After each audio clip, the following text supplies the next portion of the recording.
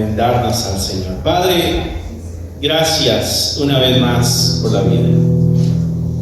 Gracias por la oportunidad que nos das y la libertad de acercarnos en confianza a tu presencia a través de nuestras oraciones, a través de nuestros cantos.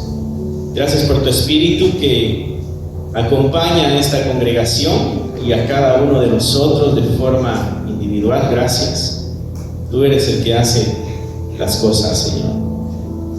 No hemos hecho nada, por eso la gloria y la honra, Señor, pertenecen solo a ti. Háblanos el día de hoy también a través de tu palabra, que salgamos de acá con un reto en nuestras vidas, que salgamos también con el deseo fiel de honrarte y de ser luz donde quiera que estemos.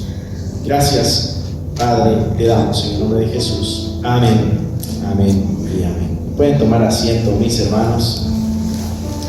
Saluda al que tienes al lado si todavía no le has saludado. Dile qué bueno que estás aquí hoy.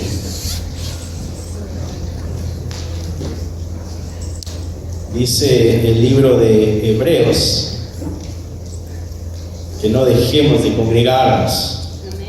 Y no solo es una bendición, no solo es un mandato, sino que también es una bendición el poder congregarnos. Hay personas que están dispuestos a entregar su vida por tener un momento juntos.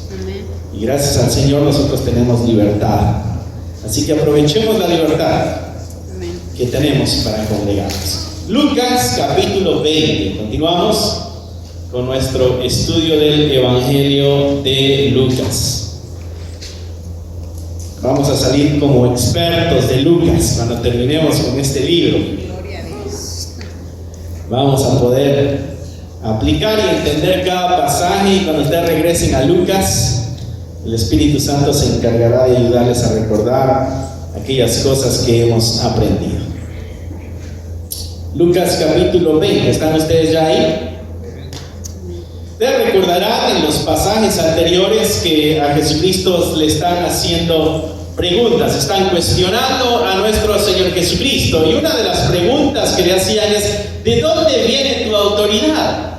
¿No? Porque él había ido y había tirado las mesas de los cambistas, había tirado el dinero, y la pregunta es: bueno, ¿y quién te dio a ti la autoridad de decir lo que debe hacerse en el templo? Y Jesucristo respondió que él no les iba a responder de dónde venía su autoridad, a menos de que ellos dijeran de dónde venía la autoridad de Juan. Y ellos guardaron silencio. Y es el primer cuestionamiento de Jesucristo. Después él cuenta una parábola acerca de unos labradores malvados, y los fariseos entendían que estaba hablando de ellos. El mismo Lucas nos deja saber eso, ¿no? Después, de una forma tramposa, se acercaron y le hicieron otra pregunta, la pregunta acerca del tributo. ¿Hay que darle tributo a César o no hay que darle tributo a César? Y era una pregunta tramposa para ver en qué lo agarraban, en alguna mentira, algún fallo de su fe, algún fallo de su doctrina. Sin embargo, sabiamente respondió y todos se quedaron admirados. Así que ahora es Jesucristo el que tira la pregunta. Después de que le han hecho todos los cuestionamientos, ahora él es el que hace la pregunta. En el verso 41 de Lucas 20 es donde nos corresponde el día de hoy leer. Dice la palabra de Dios así: entonces él les dijo: ¿cómo dicen que el Cristo es el hijo de David? ¿Sabían ustedes, o Jesucristo le está diciendo, ustedes han enseñado, recuerden que ahí están los escribas, ahí están los fariseos, ustedes han enseñado de que Cristo es el hijo de David? Entonces el verso 42 dice: pues el mismo David dice en el libro de los Salmos, y este es el Salmo 110, verso 1, el que está trayendo a memoria Jesucristo, le dice: dijo el Señor a mi Señor, siéntate a mi diestra hasta que ponga a tus enemigos por estrado de tus pies. Y Jesucristo dice: David pues le llama Señor, ¿cómo entonces es su hijo? Ahora la pregunta de interpretación bíblica que le está haciendo Jesucristo a los intérpretes de la ley, a los escribas, a los fariseos, Porque ellos, en su espera de este Mesías, ellos creían que era un ser humano el que iba a llegar, 100% humano, ¿no? Enviado de parte de Dios y que iba a ser descendiente del rey David. Esa fue la promesa de Dios a David, allá en 2 de Samuel capítulo 7, verso 11 hasta el verso 16. Ahorita se los voy a leer. Pero Jesucristo le hace la pregunta, ok, ustedes son los que enseñan la palabra de Dios, ¿por qué ustedes enseñan que es hijo de David cuando David mismo le llama Señor? Aunque ustedes recordarán que anteriormente a Jesucristo le llamaban hijo de David y él aceptó el mensaje sin ningún problema. O sea, él no está haciendo un cuestionamiento netamente si viene o no viene de David. La pregunta que hay detrás del cuestionamiento de Jesucristo es: ¿este Mesías es un ser divino o es un ser humano nada más? ¿Hay divinidad en él o no hay divinidad en él? Es la pregunta que les está haciendo. Recuerden, ellos creían que venía un ser humano nada más. Les voy a leer la porción de 2 de Samuel capítulo 7, verso 11, donde la promesa se le hace a David acerca de un descendiente como rey que iba a ser Jesucristo en este caso, ¿no? David tiene un deseo en su corazón de hacerle una casa a Dios, un templo para Dios. David dice: nosotros vivimos en casas de cedro y la casa de Dios está en ruinas. No es posible que nosotros tengamos nuestra vivienda cómoda y bonita y el lugar donde Dios se manifiesta y habita esté destruido. No es posible eso, dice David. Así que es necesario que le hagamos algo especial a Él. Es nuestro Dios, es el que ha dado la libertad, es el que ha hecho que las batallas se ganen, es el que les ha dado la herencia de tierra. Entonces valdría la pena poner atención a aquello que le pertenece a Dios, ¿no? Y entonces David decide hacerle un templo, llama al profeta, el profeta le dice: tremenda idea, me encanta la idea, estoy a favor de tu idea. Así que haz como está en tu corazón. Pero al salir del lugar, el profeta, Dios le habla y le dice: no, regresa allá con David y dile que no va a hacer en la casa.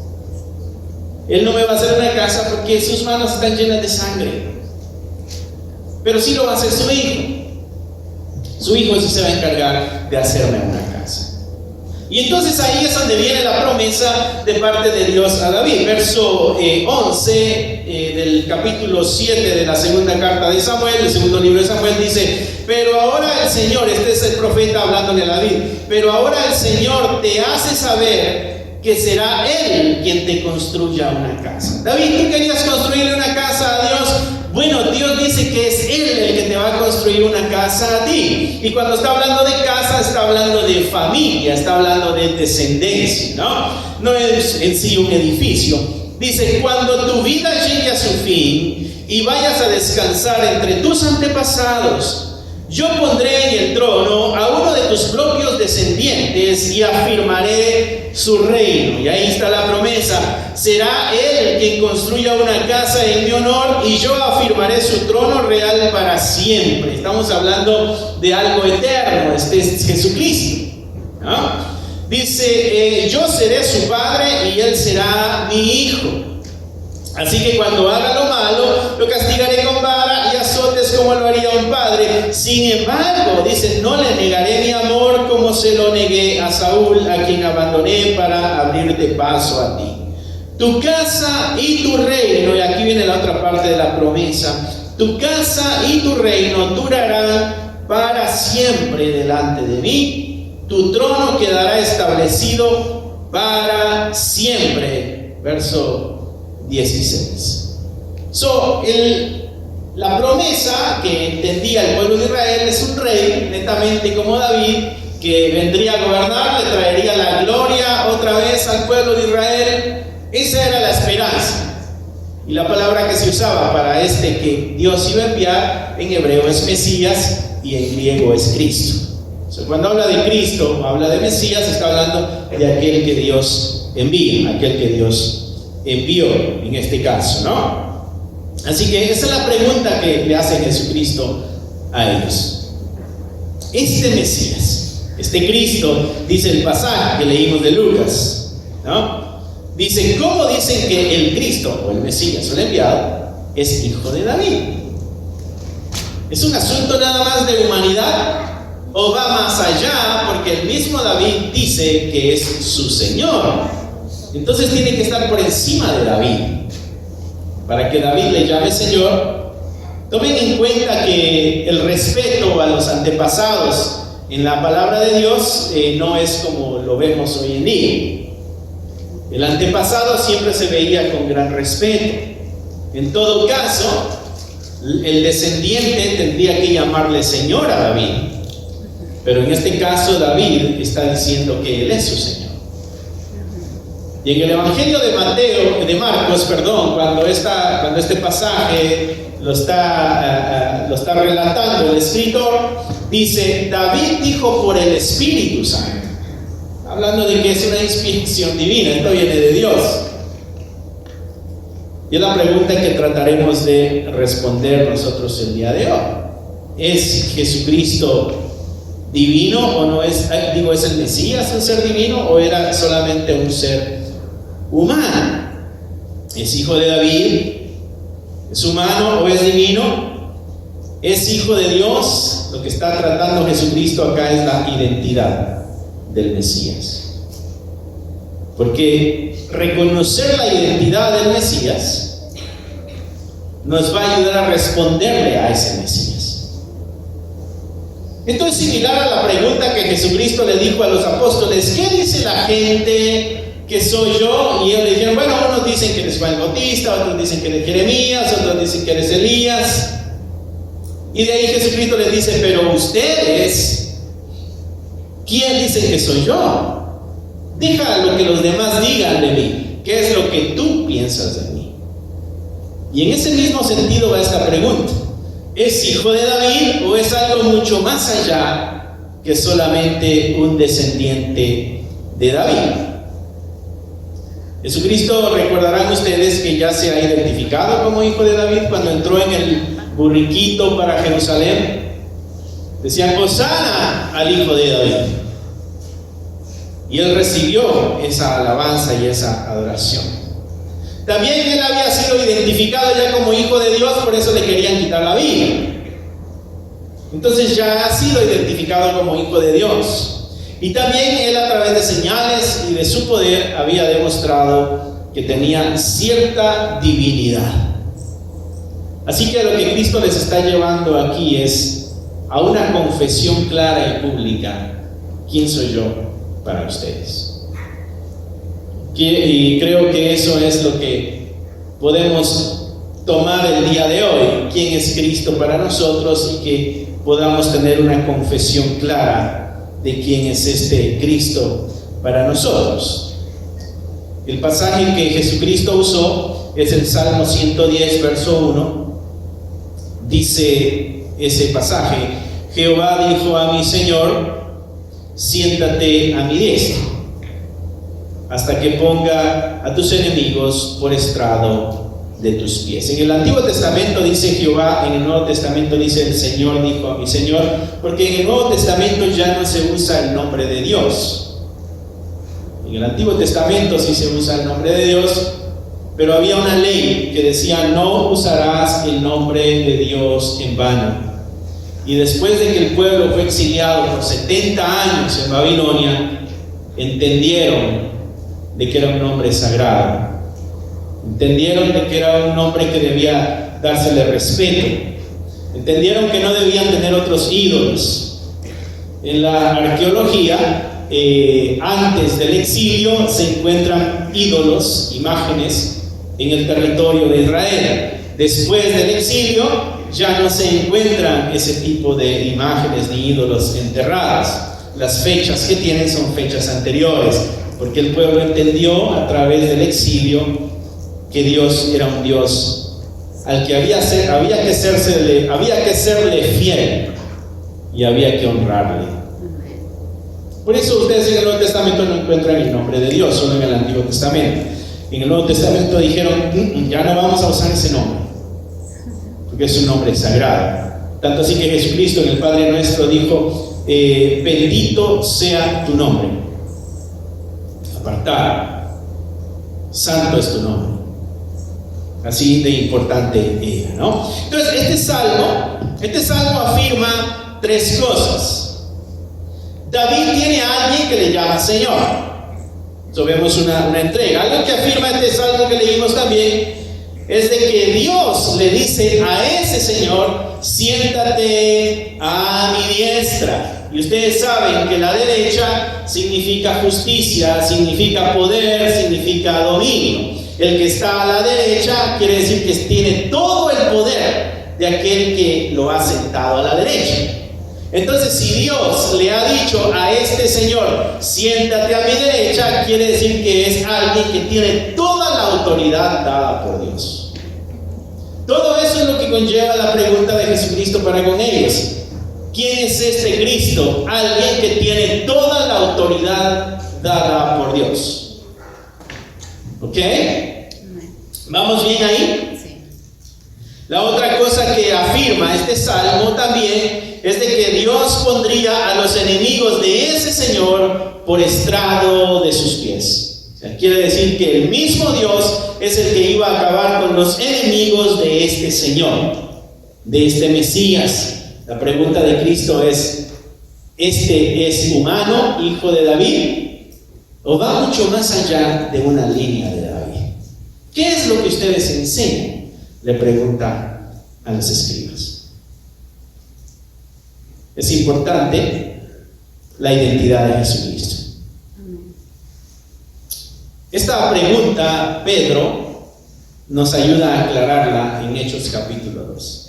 Porque Pedro usa el mismo pasaje de Salmos para ayudarnos a entender algo de Jesucristo. Se los voy a leer. Y esta es la interpretación de Pedro bajo el Espíritu Santo. Hechos 2, verso 34, dice: porque David no subió a los cielos, pero él mismo dice: dijo el Señor a mi Señor, usando el mismo pasaje: siéntate a mi diestra, hasta que ponga a tus pies a los enemigos, hasta que ponga a tus enemigos, por estrado de tus pies. Entonces Pedro usa el mismo pasaje y él lo interpreta, él lo explica. Y él dice en el verso 36: sepa pues ciertísimamente toda la casa de Israel, dice Pedro, que a este Jesús, a quien vosotros crucificasteis, Dios le ha hecho Señor y Cristo. Entonces la pregunta que Cristo le hace a los escribas allá en Lucas 20, Pedro la responde claramente en Hechos capítulo 2, en el primer discurso que él tiene en su primer predicación después de haber sido lleno del Espíritu Santo, y dice: a este Jesús que ustedes crucificaron, Dios lo hizo Señor y lo hizo Mesías. Él es el Mesías esperado, pero también es el Señor sobre todas las cosas.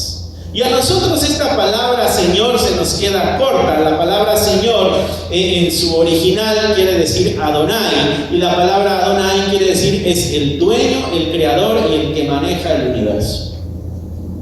Entonces lo que Pedro está diciendo es: este Jesús, Dios lo hizo, el que sostiene y es el amo de todo lo que existe. Esa es la autoridad de Dios. Pero también se nos dijo cuál es la identidad de Jesucristo. La identidad de Jesucristo: Él es el mismo Dios. Él es el Señor, y Él es el Señor del mismo David. ¿Por qué era importante aclarar este punto para Jesús? Recuerda que Él está a punto de ir a la cruz, a punto de morir. Los discípulos están escuchando sus últimas enseñanzas. Los fariseos, los saduceos, los escribas, los herodianos han tratado de cuestionarle su identidad, han tratado de cuestionar quién es Él, y Jesucristo con sabiduría ha dado respuesta y todos han guardado silencio. pero él sabe que está a punto de morir. Y los escribas, los fariseos, los saduceos, los herodianos se están poniendo de acuerdo para que en cualquier momento puedan quitarle la vida a Jesucristo. Entonces Jesucristo es necesario que ellos entiendan de que al que le van a quitar la vida es aquel que Dios ha puesto como Señor. Al que le van a quitar la vida es aquel que Dios le ha dado la autoridad sobre todo.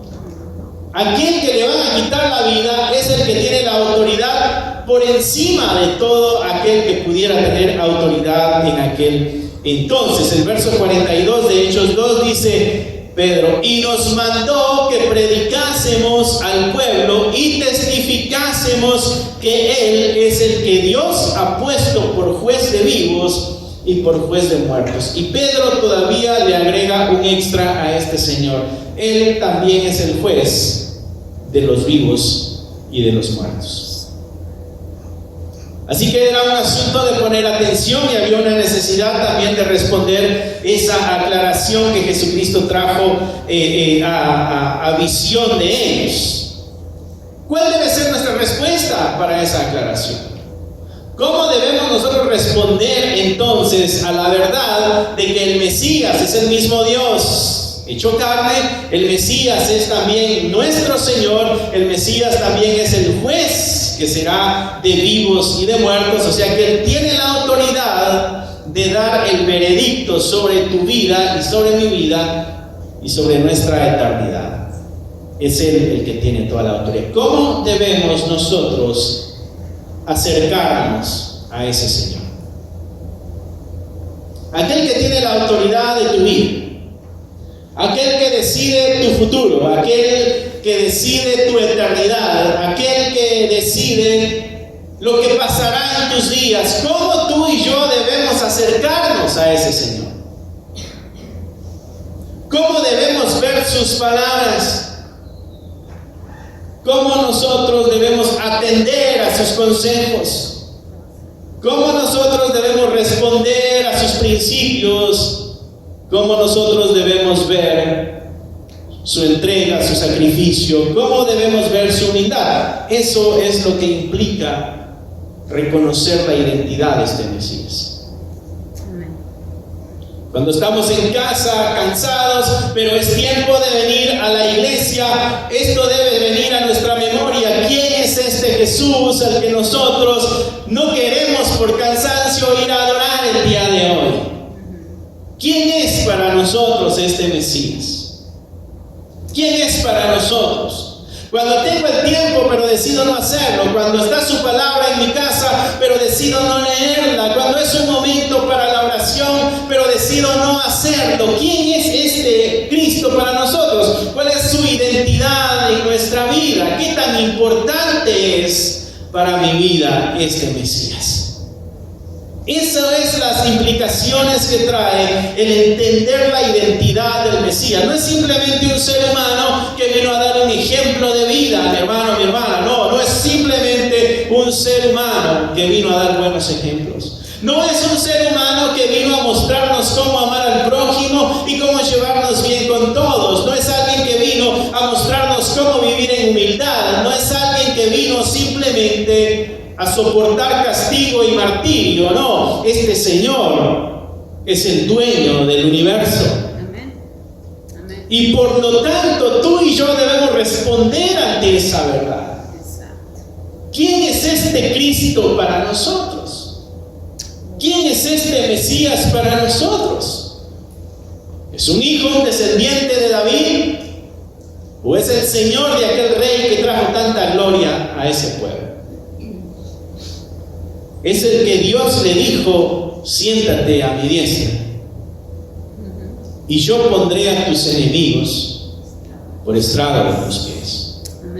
Eso quiere decir que debemos elegir un bando. ¿Estaremos entre los enemigos de ese Señor o estaremos entre los amigos de ese Señor? Porque ahí se da el destino de los enemigos. Mi hermano, el cristianismo es un asunto serio. No estamos jugando a la iglesia, estamos tratando con nuestra eternidad. Estamos tratando con nuestra vida. Cuando tú le hablas a alguien más de la salvación en Cristo Jesús, estás tratando de almas que pueden estar una eternidad con el Señor o pueden estar una eternidad en tormento y sufrimiento lejos del Señor. La iglesia no es un juego, mis hermanos. No juguemos a la iglesia. Porque los que jugaron a la iglesia, los que jugaron a ser pueblo de Dios, todos perecieron en el desierto. Los que jugaron a ser iglesia perecieron en las persecuciones y no ganaron nada. Pero los que se mantuvieron firmes y fieles y murieron, ganaron la vida eterna. Permanece hasta el fin, dijo Jesucristo, y vencerás. Y recibirás la corona de la vida y comerás del árbol de la vida. Y yo cenaré contigo. Y eso lo dice en Apocalipsis a cada una de las iglesias. Les decía: perseveren hasta el final, lleguen a la meta, esfuércense, no se detengan en el camino. Porque no se trata, mi hermano, mi hermana, de haber dicho alguna vez en nuestra historia: yo quiero que Cristo entre en mi corazón. Se trata de que cada día nos aseguremos de que esté en nuestro corazón. Se trata de que cada día nosotros nos aseguremos de seguir siendo los siervos de este Señor.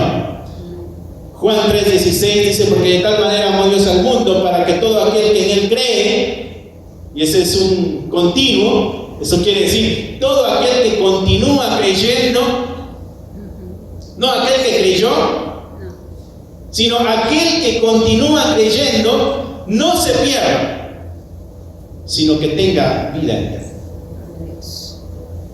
No se trata si creímos ayer, es si hoy creo. Y si mañana el Señor me permite un día más de vida, mañana se trata si mañana creo, no si creí hoy. Este es de todos los días. De todos los días. Tanto así que Pedro dijo: recibimos también nosotros un mandato. Y el mandato era predicarle al pueblo y testificarle que a este que Dios le ha dado el puesto de Señor, también lo ha convertido en un juez de vivos y de muertos. ¿Cuál debe ser nuestra respuesta a tal aclaración? Bueno, Jesús en su condición de rey, nosotros debemos honrarlo y obedecerlo con lealtad. Tú y yo debemos honrarle y obedecerle con lealtad.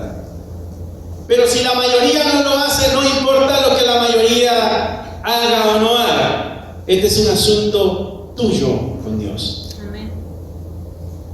Este es un asunto tuyo con Dios.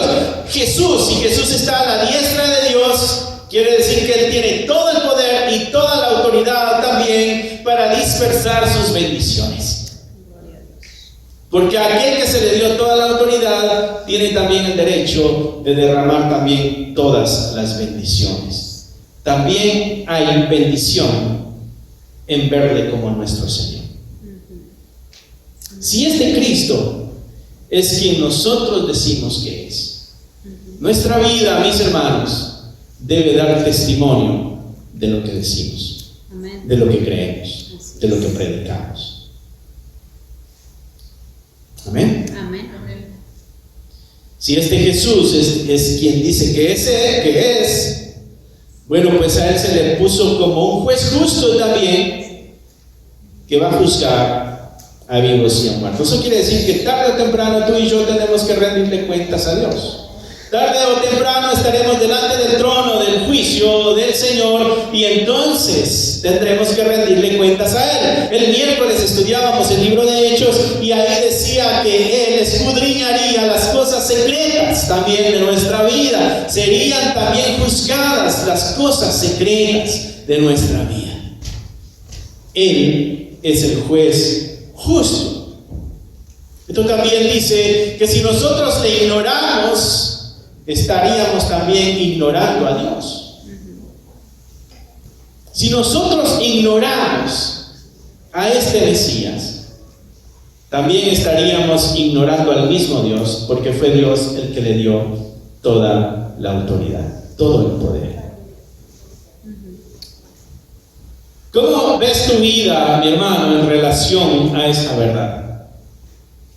¿Cómo ves tu cristianismo en relación a esa verdad? ¿Cómo evalúas tu existencia en relación a esta verdad? Porque la Escritura también dice que nosotros seremos juzgados en verdad. ¿Cómo evaluamos, comparamos nuestra vida en cuanto a esta verdad? Eso es lo que Cristo quiere traer a nuestro corazón el día de hoy, y es lo que quería presentarle Lucas al lector cuando escribió este evangelio. ¿Cómo responder ante esta verdad? Su posición, mi hermano, mi hermana, nos llama a responderle a Él antes que a cualquier otro ser. Nosotros debemos responderle a Cristo antes que responderle a cualquier otra persona. Nosotros somos responsables con Él antes de ser responsables con cualquier otra persona. A Pedro y a Juan en una ocasión la autoridad del área, cuando ellos estaban predicando, los encarcelaron, los azotaron, los amenazaron y le dijeron: ya no prediquen más en el nombre de Jesucristo. Y ellos dijeron: ¿y vamos nosotros a hacerle caso al ser humano antes que a Dios? Y ellos dijeron: no, primero se obedece a Dios y después a los demás. Si este realmente es el Señor, el que tiene la autoridad de todo, nosotros debemos responderle a Él antes que a cualquier otro ser humano. Tu vida de fe, mi hermano, tiene que ir antes que la obediencia a cualquier regla o principio que la sociedad, que la amistad, que la misma familia pudiera imponer sobre nosotros. Amén. Es mejor obedecer a Dios antes que a cualquier otra persona. Y recordemos también que nuestra posición es la de siervo. No somos iguales que Él. Nuestra posición es de siervo. Si Él es el Señor, nosotros somos los siervos. Y como tales debemos actuar en nuestro diario vivir, como siervos del Señor. Como tales debemos actuar en nuestras familias, en nuestros trabajos, en nuestros momentos de descanso. Debemos responder como tal a este Señor. Somos siervos, no somos iguales. Y también debemos ser obedientes. Recuerda que Él mandó, dijo Pedro, que predicásemos al pueblo y que testifiquemos de Él. Hermano, ¿cuándo fue la última vez que predicaste de Él? ¿O cuándo fue la última vez que diste testimonio de Él? Esa debe ser nuestra vida, porque debemos rendirle a Él, responderle a Él antes que a cualquier otra persona. Entonces, ¿quién es este Mesías para ti, mi hermano? Esa es la pregunta que debes meditar y llevar en tu corazón. ¿Quién es este Mesías para ti? ¿Es tu Rey? ¿Es tu Señor? ¿Es el mismo Dios? ¿Es un buen ejemplo nada más? ¿Una buena persona que vino a presentar algunos buenos principios? ¿Quién es Él para tu vida? Y vive tu vida de acuerdo a esa verdad. Vive tu vida de acuerdo a esa verdad. Nosotros sabemos cuál fue la respuesta que dieron los fariseos y los escribas y los saduceos. Terminaron quitándole la vida, haciendo un juicio tramposo y fraudulento, y le quitaron la vida. Esa fue la respuesta de ellos ante esta verdad. Pero ¿cuál va a ser la respuesta que tú des a esa verdad? Debe ser algo totalmente diferente. ¿Te rendirás a su señorío o no te vas a rendir a su señorío? ¿Demostrarás con tu vida que Él es tu Rey o no? Debemos responder a esa verdad. ¿Obedeceremos sus mandatos o los ignoraremos? ¿O diremos que son demasiado difíciles? ¿O diremos que son muy pesados, que no podemos, que lo que Dios pide es demasiado grave, que somos incapaces de hacerlo? ¿Pondremos excusas ante su dirección o nos someteremos y nos sacrificaremos para vivir la vida que Él espera que tú y yo vivamos? Depende de quién sea Él para ti, será tu respuesta. ¿Es tu Señor, es tu Rey, es tu Dios? ¿O simplemente fue una buena persona? Por eso era importante para Jesucristo que ellos pudieran aclarar en sus mentes y en sus corazones con quién estaban lidiando. Mi hermano, eso es la iglesia, el cuerpo de Cristo. Y el cuerpo de Cristo es el que le ha visto como Señor. Es el que se reconoce como siervo. El cuerpo de Cristo se reconoce como siervo. Y le debe toda gloria, honra y lealtad a su Señor. Y antes que responderle a cualquiera, le responde a Él primero. Nuestro compromiso va primero con Dios. Eso es lo que implica verle a Él como nuestro Señor y como nuestro Rey. Por eso Jesucristo les dijo: ¿cómo dicen ustedes que es este Cristo? ¿Por qué dicen ustedes que Él es el hijo de David si David le llamó Señor? ¿Qué identidad le dan a este Cristo? Así que espero que el Señor haya hablado a tu vida, habló a mi vida en este tema interesante.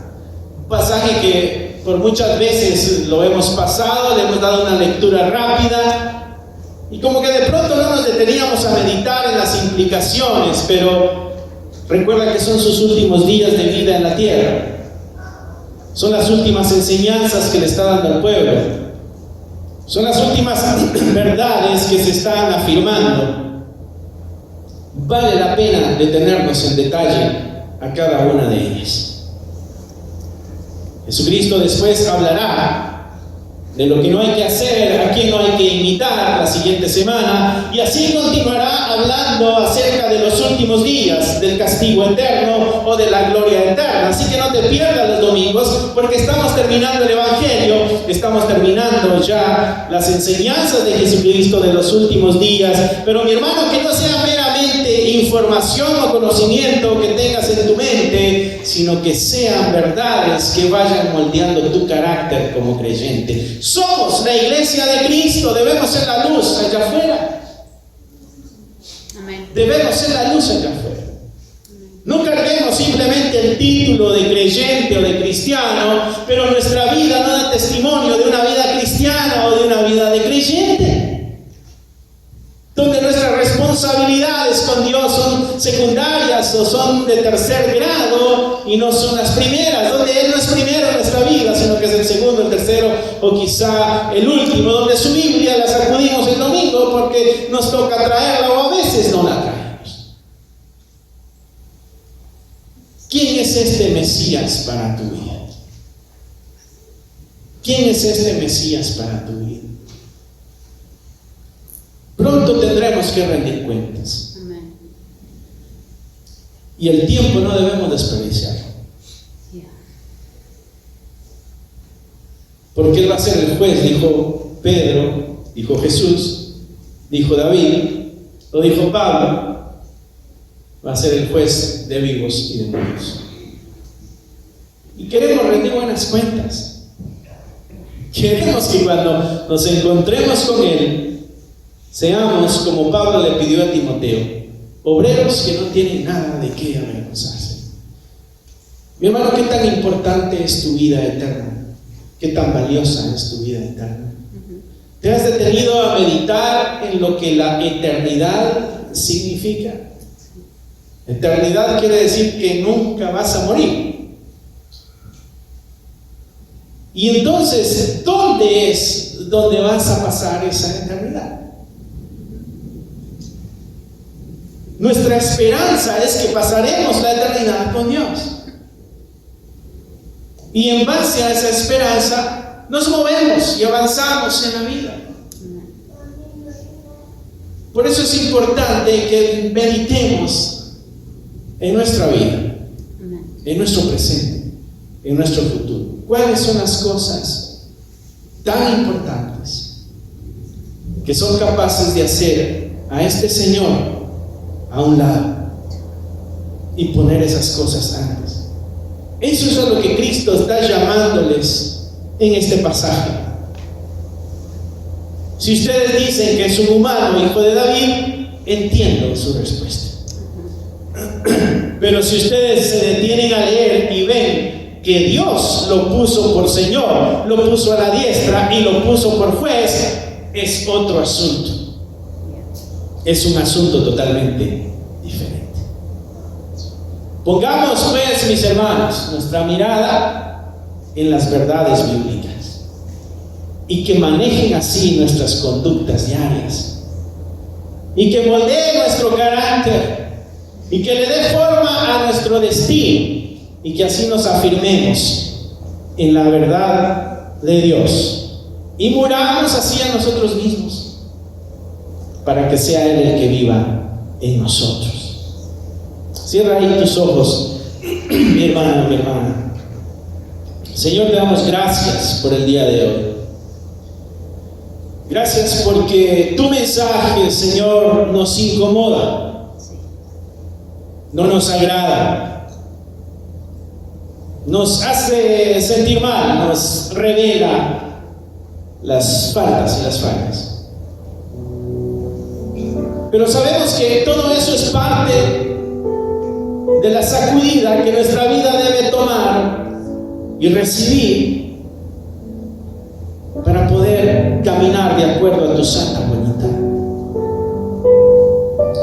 Señor, tú llegaste a este mundo como uno de nosotros, te hiciste humano y habitaste en medio de nosotros.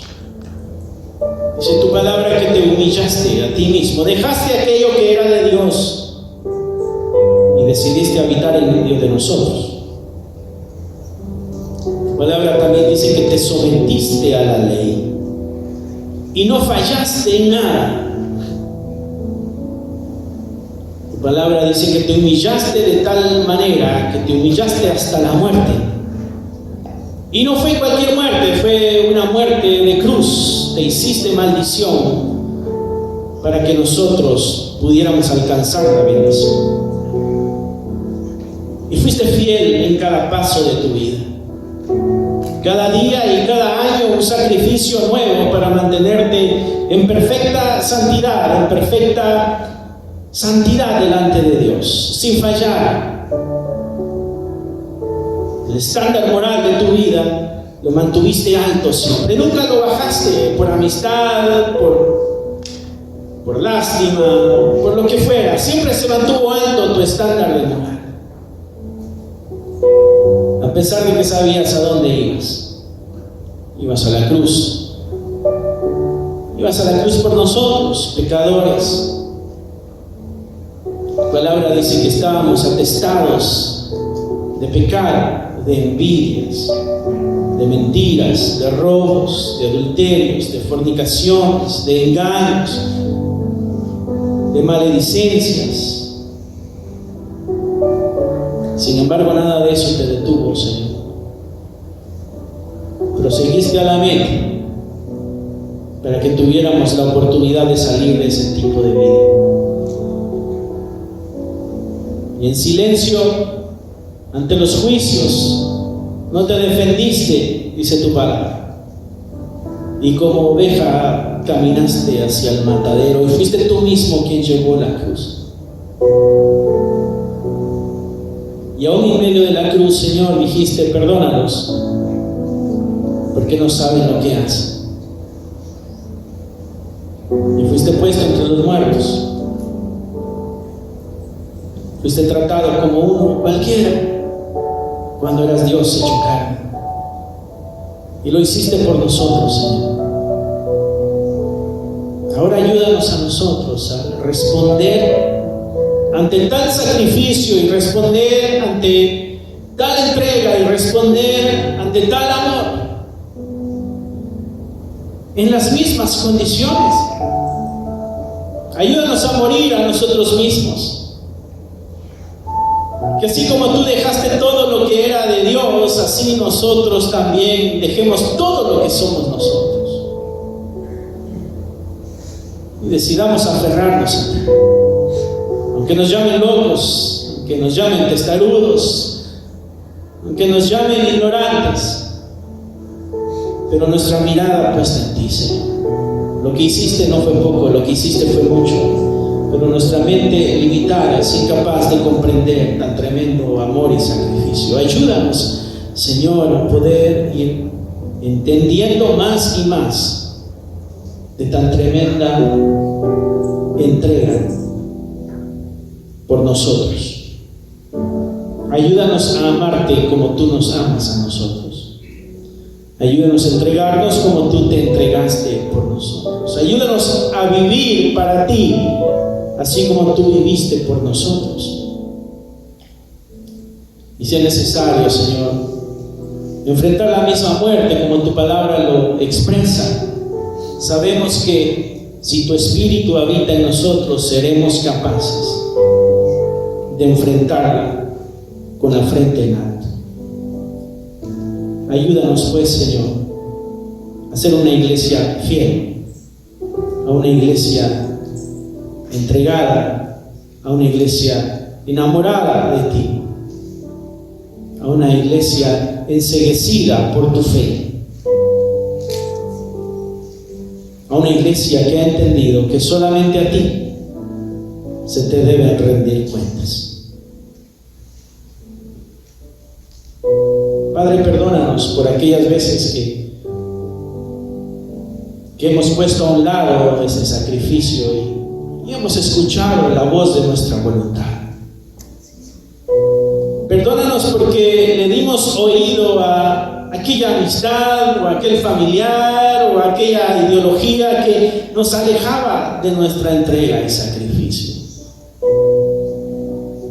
Señor, perdónanos porque a veces, como Eva y como Adán, nos detuvimos a hablar con la serpiente y nos convenció. Perdónanos, Señor, y ayúdanos. Ayúdanos a abrir nuestros ojos y nuestros oídos espirituales para que nosotros podamos, Señor, ver con claridad. Gracias porque escuchas nuestras oraciones. Gracias porque en ti hay perdón. Tú eres fiel y justo, dice tu palabra, para perdonarnos y limpiarnos de toda inmundicia.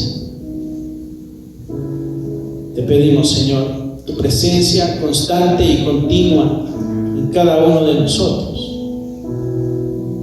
Y que nos ayudes a estar alertas para que cuando venga la invitación de serte infiel, rechacemos y nos sometamos. Te lo pedimos, Padre, en el nombre que es sobre todo nombre, en el nombre de Cristo Jesús. Amén, amén y amén. Y vamos a ponernos de pie, mis hermanos, y despedir así el servicio del día de hoy. Que Dios te bendiga, mi hermano. Gracias por haber escuchado la palabra de Dios. Es un gusto para nosotros saber de que este mensaje está alcanzando muchas vidas. Nuestro deseo es de que tú crezcas al igual que nosotros vamos avanzando en el conocimiento de la palabra de Dios. Si a ti te gustaría ser parte de este ministerio y ayudarnos de una forma económica, aquí abajo hay un link que te dirigirá a la página de PayPal y tú podrás hacer ahí tus donaciones si es que así lo quieres, si es que así el Señor ha puesto en tu corazón. Otra forma en que tú nos puedes ayudar también es a través de tus oraciones. Necesitamos de tus oraciones. Somos la Iglesia de Cristo y la Iglesia de Cristo siempre está bajo ataque. Necesitamos de tus oraciones. Así que gracias una vez más. Es un gusto poder saber de que somos útiles para tu vida espiritual en este caso. Bendiciones y esperamos en Dios vernos pronto. Bye.